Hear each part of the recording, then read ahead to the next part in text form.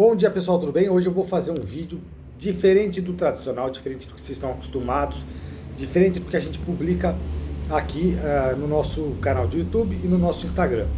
Tá? É mais um desabafo.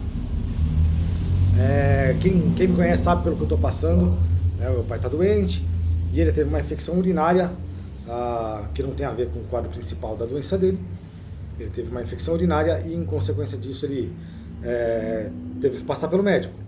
A gente mora numa cidade pequena, então eu falei para minha mãe, em vez de você levar ele até São Carlos para poder passar pelo médico da Unimed só para tirar uma ordem de urinálise, vai na Santa Casa aqui e já pede direto um exame de urina, né? Os médicos aqui conhecem a gente e já pede, né? E bom, pediu, né? Então, uma vez que saiu o resultado do exame, foi mostrado a um dos médicos, um médico bem antigo aqui na cidade, e ele passou um determinado remédio, não posso falar marcas aqui, né? Mas o princípio ativo é a amoxicilina com ácido clavulânico, que a amoxicilina é uma penicilina, tá? Meu pai é alérgico à penicilina. Então eu falei, ó, não pode penicilina, porque ele é alérgico. Então foi passado o tratamento para ele de ceftriaxona injetável até sair cultura em antibiograma, porque tinha saído aí que tinha infecção. Então enquanto não saía a cultura antibiograma, foi passado então ceftriaxona. Uma vez que saiu a cultura, nós levamos lá num outro médico que avaliou e passou o quê? Amoxicilina com ácido clavulânico. Só que aí é onde começa a história, né? Esse médico é um médico também bastante antigo, bastante conhecido, com décadas de trabalho aqui. E eu falei, doutor, mas não pode penicilina, não pode ser amoxicilina com ácido clavulânico porque ele é alérgico à penicilina. E aí, pra minha surpresa, ele falou, mas isso não é penicilina. Aí eu me impressionei, eu falei, doutor, desculpa, mas a amoxicilina é uma penicilina. Pertence às classes das penicilinas. E ele olhou o prontuário do meu pai e falou assim, mas ele já está tomando uma medicação da mesma classe. Ele estava tomando naquele momento ceftriaxona, que é uma cefalosporina, tá? É outra classe de antibiótico. Eu falei, não, doutor, ceftriaxona é uma cefalosporina. Não tem nada a ver com a penicilina. Embora elas tenham resposta cruzada, meu pai teve o amparo de um médico durante a primeira aplicação, justamente pelo risco de reação, mas não apresentou reação cruzada, né?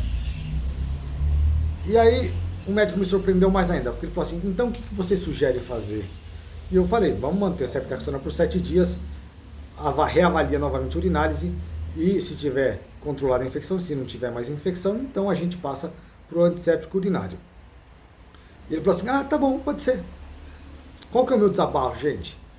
Os dois médicos aí, em questão, sabiam que meu pai era alérgico à penicilina e passaram justo uma penicilina para ele. Não foi por maldade, tá? Não foi por maldade, mas é por falta de conhecimento de farmacologia. Só que farmacologia é uma matéria básica. É uma matéria básica na faculdade. A gente aprende logo no começo da faculdade. No meio da faculdade, vai.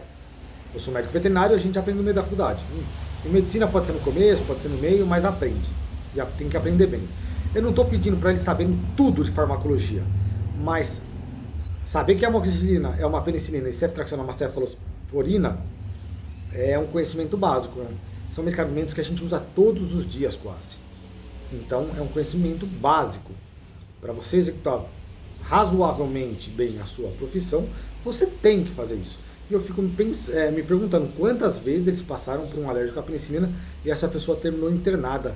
Quantas vezes isso não aconteceu, né? E aí eu me coloco também a pensar em duas coisas. Não seria interessante o sistema público para algumas profissões, como, por exemplo, professor, diretor de escola, para médico, para dentista e até para médico veterinário, fazer uma reavaliação de conhecimentos a cada 5, 10 anos. Para você tirar uma carteira de motorista de caminhão, de ônibus, você tem que ser reavaliado com uma certa constância. Por que para ser médico não? Por que para ser diretor de uma escola você não é reavaliado? E se você não tiver condições, você então pode ser exonerado do seu cargo? Porque você tem que ter conhecimento para tratar essas pessoas. Você está lidando com vida, sendo médico. Por que você não é reavaliado com uma frequência de 5, 10 anos, vamos dizer, né? E outra coisa que eu sempre falo para as pessoas que estão começando áreas médicas, seja medicina veterinária, seja odontologia, seja veterinária, tá? As pessoas me perguntam, veterinária principalmente, que é a minha área, ai, Daniel, eu não consigo guardar toda a informação que a gente aprende em clínica. E eu sempre dizia uma coisa que eu acho muito importante, tá? Sempre considerei uma coisa muito importante. Para você ser um bom clínico, você tem que ter estudado clínica, mas os conhecimentos básicos são muito mais importantes. Você não pode fazer um bom trabalho em clínica sem você saber, ter uma boa base em fisiologia e fisiopatologia. Você não pode ser um bom clínico se você não souber microbiologia e se você não souber farmacologia. Essas 3 bases são fundamentais para a boa execução do seu desenvolvimento como clínico, como médico veterinário, como médico dentista. Tá? Se você não souber isso, se você não souber que toda medicação que começa com CEF é uma cefalosporina. Então, ceftiofur, ceftriaxona, cefalotinas, cefalexina, as principais penicilinas, tem que saber quais são. Não adianta você querer trabalhar na base do chutômetro, tá? Isso normalmente custa a vida, tá bom, gente? Esse é o meu desabafo de hoje. Se você é da área, por favor, coloca isso na cabeça. Eu sei que muitos médicos que trabalham na Santa Casa têm muito paciente para atender e sob o regulamento do servidor público de não permitir formação de filas, eles atendem muito rápido, mas temos que lembrar também que outra norma do regulamento do servidor público é prestar um serviço de excelência e qualidade. Então não adianta nada você não permitir a formação de filas e prestar um serviço ruim, né? Você chega um paciente para você atender e você atende através da mesa, conversa com ele, passa um remédio e manda para casa sem ter feito um bom exame clínico, uma anamnese adequada, tá? Então às vezes você vai ter que dar prioridade à qualidade e não à quantidade de atendimento, porque as Santas Casas, na maioria das vezes, tem os médicos que estão a chamado, né? Eles estão prontos, se for necessário chamado, eles estão prontos, eles têm que ir lá atender. Então, se o médico que está lá não está dando conta por X ou Y razão, é chamado um médico para auxiliar no atendimento, tá?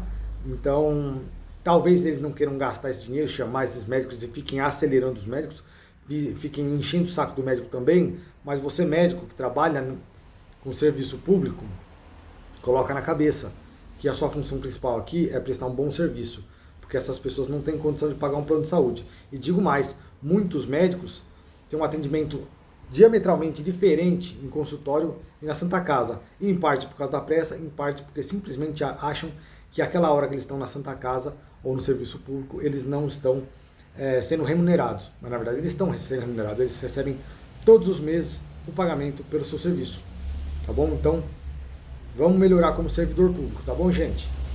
Eu espero que vocês tenham gostado do vídeo, eu sei que não tem nada a ver com os vídeos tradicionais, mas é um desabafo, tá ok? Um forte abraço e até a próxima semana. Tchau, tchau.